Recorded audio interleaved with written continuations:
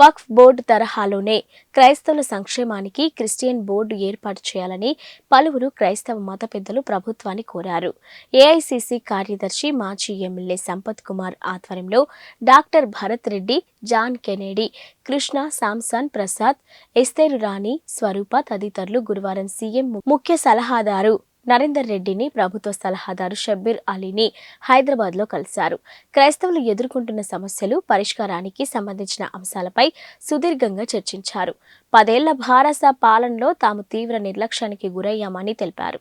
పూజార్లు, ఇమాంలకు ఇస్తున్నట్లే పాస్టర్లకు కూడా గౌరవ వేతనం ఇవ్వాలని విజ్ఞప్తి చేశారు. వాళ్ళు మాకు రూల్స్ ఫ్రేమ్ చేసి మాకు ఇచ్చిన కదా అడాప్ట్ చేసుకుంటారు.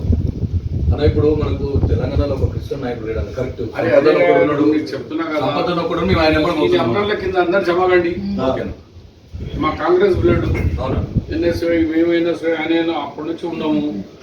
ఎవరికైనా చెప్పగలిగే సత్తా ఉన్నది. ఇప్పుడు ఎక్స్ వై జెడ్ వెంబడి ఎందుకు తిరుగుతున్నారు? ఫస్ట్ ప్రోగ్రామ్ క్రిస్మస్ రోజు అన్ననే మొత్తం ఇనిషియేట్ తీసుకొని మొత్తం